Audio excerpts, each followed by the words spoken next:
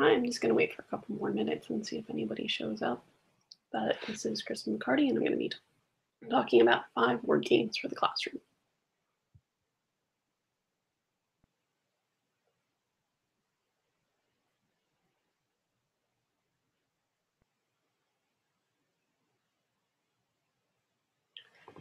Looks like we have at least one viewer now, so I think I'm going to go and get started. And just a reminder, this is Kristen McCarty. I'm going to be talking about 5 board games for the classroom.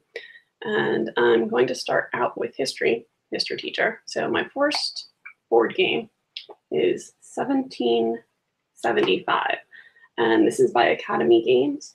And it's about the American Revolution. It's a really neat game. It's a cooperative game. And that's the one good thing about board games, because games can be both cooperative or competitive. So when you're using them in a classroom, you can have students see what it's like to work with each other. So 1775, what it is, it's semi-cooperative. So you have 2 sides. You obviously have the British and the Americans. So for the British, you have 2 players. One person's the British loyalists, and the other person's the British regulars. And they use dice. Let me see. They use dice for combat. It's an area control game. What an area control game is that you are trying to control different spaces on the map. In this case, this is in the full board. So in this case, this is what the board would look like. I don't want to bring the whole board out because you couldn't see it on here. But you're going to try to control the colonies. And you do that by placing cubes and rolling dice and fighting battles. And it all ends when you use cards. I should say that, use cards. But it's very limited. So it's good for new players. It's good for easier play because you have those limitations. I would not recommend this as just like, we're just going to try this. You would definitely want to do some research into 1775 and know what it's like to play it. And there is a really cool book that you can get from Academy Games as well that goes with 1775. It's called the Teaching the American Revolution Through Play, and it gives you lesson plans. It also has primary sources that go through each of the different battles in 1775. So it's a really nice way to use the game with these lessons, have discussions. I don't have that with me. It's actually at school. So I'm just using games that I have here at home. I would actually use some different games to talk about, but a lot of those games I still have at school. So I'm just using the ones I have here. And before I go any further, I got nervous and forgot to talk about the thing I wanted to talk about at the beginning, and that was why you should use board games. And that is because, well, games in the classroom can actually help with the mental and social development of your students. They help them to communicate effectively. It helps them to be good winners and good losers. You know, some kids can get really competitive, but you have to start out talking about, well, you know, we play to win, but we play fair. We play as good winners. We also play as good losers. Games are fun. Games engage your students. They are a break from the everyday things of what you're going to do. So that's another reason. And games can be used for introduction. They can be used for review. They can be used at those times when, you know, there's a lot going on, like vacations, and the kids just need a break from something, or you're not going to give their full attention. It's a good day to bring out a game and get them a little more engaged. Okay, so second game is Fauna. This is for science. So this one's a little harder to find. There's actually a second one called Terra. That's a geography game, but Fauna is a fun game. It's a trivia game, but you don't have to know everything. So it is, as the name would suggest, about animals. And here you get a card like this. So we have, who do we have here? The Alpine Marmot. And then you have a number of cubes in your color, and you can place them on the board. And again, I'm not going to show the entire board because you can't see everything. But you place your cubes on the board in different ways. You can put them where you think the animal lives. So alpine marmot, don't really know about this. It says it lives in 3 areas. I'm going to guess it's probably somewhere in the mountains because alpine, you know, mountains. There you go. You can get some things about where the animal might live based on the ecosystem. But you can also do how much you think its tail length is. You can look at the picture, say, well, okay, how big is this tail? And you can place your cubes. And there's 2 sides. You have inches and you have the metric system on the back. So you can use either one. You can also do the length and height and the weight. And once everybody's placed their cubes, you go and you score. And you actually score. So you look at the card, you bring it out, and you see the card will show you. I don't know if this is going to show up, but it's kind of hard to see. It will show you where it lives. It will show you its length, its weight, give you all of the information. And you get points for being close. So if this says it's in Europe. So say you placed it in close to Europe. If you place it in a zone close to Europe, you might get points for being close. And then at the end, if you didn't get all of your cubes correct, you may lose some, but you always get at least 3 back. So it's a game that you can, you don't have to be perfect. You don't have to know everything. But who doesn't love animals? And there's tons of animals. This is just half of the cards. What's in this box here, it's just half of the cards. And they are double-sided. So like this marmot here, oh, lost them, but there's 2 sides to each card. And again, this one might be a little harder to find, but it's still available. I checked Amazon, it's still available, and it's great for those people who love science, who love animals. So this is a great science game. Looks like we have 3 viewers. I wish I could see if there was a chat. I don't know how to do that, so if you had questions or anything. All right. Next game I'm going to do is for English language arts, and there are tons of word games out there, and one of my favorite word games that is newer, a couple of years old, is Letter Tycoon, and I just really love this box. I love the iconography of this box, and I love the cards. And Letter Tycoon, what it is you have a hand of cards. You get 7 cards, and you have 3 community cards, and you have to form words. The more letters you use, so like right here, I have green. Say this was my hand, I would obviously have more, but if I could spell green, I would get points for that. And then after you get points, you get money. And Letter Tycoon, so you want to be tycoons of the letters, so you buy patents. And there are patents for all the different letters. So here's A, B, and C. And you can see they have prices on them. That's how much they cost. So you have A through Z. As you go through, you buy patents, and some of them, like those less common words, like letters B, if you have that one, this one gives you a bonus. So it says every time you use a B, you earn double if your word begins and ends in vowels. So you don't have to use the B. So it's earn double if your word begins and ends in vowels. But anytime someone uses one of the letters you have a patent for, you get money from the bank. So it's better to get more patents because you start getting money. Game ends, depending on the number of players, how many patents people own, like the number, and whoever has the most is the winner. It's a really simple game. Kids can pick it up really quickly. And just the components. This is from Breaking Games. And Breaking Games is a newer company, but their components are outstanding. You have wooden components. It comes like a little Zeppelin that is the first player marker, and the cards are really good quality. So like one thing I worry about with kids, they bend cards, they tend to bend and break them. So you want to make sure the cards are good quality. I mean, you can always put them in, if you're really worried about the cards, you can put them into plastic. You can get little card holders for them. So that's Letter Tycoon, great for English. I mean, it's not a game that you would really have like your entire game day for, but kids can use it to, especially with letter building words and things, and you can use it for any age. Middle school would definitely be better, but I could see even elementary kids using this, so it would be a little fun. And it's a good game for them. It's a good game for families too. I play it with my in-laws a lot. They really like it.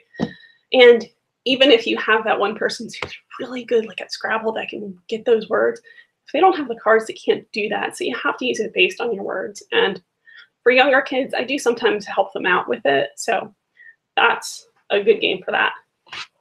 All right, so next game I'm going to do is Math Flux. So Flux, I don't know if you've ever heard of this game. Not a game I thought I would ever recommend, but this one for math, it's kind of fun. So Flux is a game that you start out with one roll. Okay, it's a card game, another card game. You start out with one roll, you draw a card, and you play a card. Pretty simple. You have different kinds of cards. You have things called keepers, and in this case, they're all different numbers. Let's see if I can find a keeper. Okay, here's a keeper, number 8. And then you would put this down in front of you, and you would have different rules that you play.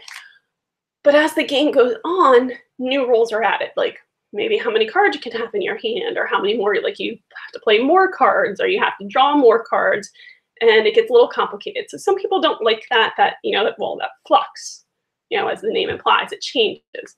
But the cool thing about Math Flux, and this game has a million themes. You can find a million fluxes out there. But the cool thing about Math Flux is that if you add some rules to it from the beginning, then you get a little more mathy, a little more things. So you have to add, they're called meta rules. And so for this one, this is like how you get a victory. That's one thing that's added. At the beginning of the game, you don't know how you win. So goals are added, and the goal might be like the number 36 or pi, 3.14, you have to get it. And usually it's just you need 3, 1, and a 4, and you win. Not hard. But when you add this, like the new rule that says the combo victory, you add multiplication, division, and addition, and you have the kids start thinking like, oh, how can I use the numbers in front of me to get that to that number? Can I, can't I, do I need more numbers? So they start thinking, they start using their math skills, especially like there's ones you can, addition, I think there's an addition, there's subtraction, there's multiplication, this one's multiplication. So there's a lot of different ways to play it. So it makes it a little bit better. And I thought there used to be lesson plans on Looney Labs. Looney Labs is the company that makes this, but I couldn't find them. So if you're interested, email me. I'll try looking for them. But Math Flux, it's a pretty good game for math. The newer ones, I haven't played them yet. There's an anatomy one and a chemistry one. So haven't tried those, but we did buy them. So I'm going to try those out soon and let you know for chemistry and math, or anatomy. So that's Math Flux. All right, next one is for art. And let me move this for a second. So this is my kind of silly game, but it's actually a really good game. You might laugh because of the theme, and it is Bob Ross, The Art of Chill. Okay, who doesn't love Bob Ross? Funny story, last year, one of my students, I thought he was fooling around when he was done with something, and I'm like, what are you doing watching YouTube videos? He's actually watching Bob Ross videos. It was hilarious. And so Bob Ross, The Art of Chill, kind of fun game. It's a really easy, it's a family weight game. This is a game you can get at Target. In fact, I bought this copy at Target. So what it is, it's a set collection game. What that is you're collecting cards, and once you have enough cards, you can do something with those cards. So what you're trying to do is, and they actually have pictures that Bob Ross painted. So you're trying to paint these pictures by getting the different colored paints and the brushes. And you can see at the bottom here, there's a little Bob Ross that's going to go by. I actually have an easel for this. Didn't get that out though. You have a little Bob Ross, and he's painting. It's like you're watching the PBS show. And as Bob Ross moves, he paints. So the goal of the game, Art of Chill, you want to be chilled out. So you're going to move along this. So every time you do something, you score points, and you want to get to the end where you're fully chilled out. So fans of Bob Ross are really going to like this game. And what you do on your turn is you can do a couple different actions. You can collect cards, and the cards have different things on them. They either have the paint, and all the paint is named after what Bob Ross called it on his show, or they have different types of brushes. So you can see we have cardamom yellow and a fan brush. We have bright red, another fan brush. We have sap green and a 1-inch brush, and cardamom orange and a 1-inch brush. So on your turn, you collect cards, you collect brushes, and you put them on your palette. And if possible, you try to paint some of the features. So you have different features, of course, happy little trees. You also have the wondrous waters on this one and the almighty mountains. And as you paint, you get points. So for each color, you get a point. And so this one would be worth more. We can also see at the bottom, if you paint it before Bob Ross does, you get extra points. So painting the mountains, you get 2 points. Painting the wondrous waters, you get 1. And no points for those happy little trees, because that's the last one. And as the game goes along, you end whenever whoever reaches chill is the winner. It's a fun, really easy, just a fun game for people to play. So that was Bob Ross, The Art of Chill. So other games that I don't have here that I would really recommend for social studies. One is called The Scrambled States of America. This is a really cool game. My kids love playing it. Whenever I do the United States, I always give them quizzes on the states, which I know a lot of people are like, well, why do I have to memorize the states? It's important to know your geography, especially knowing there's 50 states, where they are. So when you understand where places are in the world, where they are on a map, it makes it easier to understand current events, to understand geography, like why was Louisiana a state that flooded? Why is that something important to them? Well, if you know your geography, you understand that. So the Scrambled States of America, it's a fast game, and you have cards that you play, then you have to get states close to them. So it's a really cute game. Another one, and I don't know if you can see it right here, this is Timeline Challenge. Timeline is a really cool game. There's, again, just like MathFlux, there's tons of different themes for Timeline. And you can get ones for like pop culture, but you can also get like inventions. Inventions is my favorite one. And just like it says, you put the cards in a timeline, and as you lay them out, they do different things. Or as you lay them out, you try to guess, okay, where does this go? So I have like the pencil. When was the pencil invented? And in the timeline, as it grows, it gets bigger and bigger and bigger. So it's harder. Timeline Challenge is a cool one because it gives you challenges within that, and you can mix your timeline sets together, and lots of different things to play with timeline. So those were my 5 board games for the classroom. Obviously, there's a lot more. If I had some of the other ones that I actually keep in my classroom here, but being summer, I left them at school, I would have gone over those too. If you do have any more questions for me or anything you'd like to know more, please feel free to email me or just here at my channel. And I really want to thank you for coming. So again, 5 games I talked about were Letter Tycoon for English, Fauna for science, MathFlux for math, 1775 for social studies, and The Art of Chill for art. Okay, thank you for coming and have a great day.